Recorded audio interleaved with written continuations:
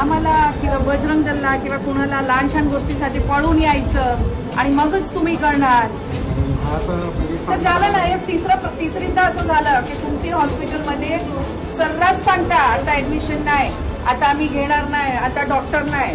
जे आपलं ठरलंय की you have to attend each and every patient.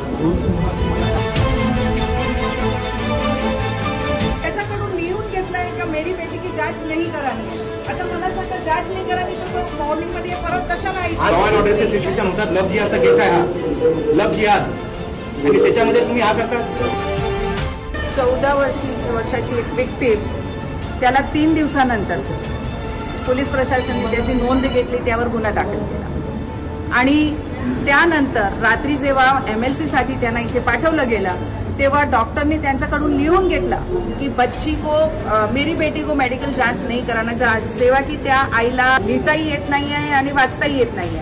त्याच्याकडून मुलीला सांगितलं तुम्ही असं लिहा आणि खाली त्याची साईन घेतली. MLCचं रूल आहे, MLC साठी पॉक्सोची विक्टीमला तुम्हाला ऍडमिट करायचं असतं, ते केलं नाही. आणि त्यावर पोलिसनीही आपली ड्युटी केली नाही. त्यांच्या बरोबर एक महिला पोलीस कर्मचारी होते, पण त्यांनीही इन्सिस्ट केलं नाही का या विक्टीमला तुम्ही ऍडमिट करा. आणि हे डॉक्टर बघा, मुली आहे, 14 वर्षाची आहे, थोडासा संकोच तिला होणार, घाबरलेली असते आणि त्याला काउन्सिलिंग नंतर तिचं रेडीनेस होते. पण फक्त 1-2दा तुम्ही ते सांगू नये, ते थोडीशी संकोच करत होती आणि सर्रास तुम्ही लिहून घेता. संकोच करत होती, तुम्ही ऍडमिट करा, थोडासा अर्धा तास 1 तास नंतर त्याचा चेकअप करा, चालेल. पण तसं काही न करता त्यांना घरी पाठवून दिला, 2.5 तास बसलो.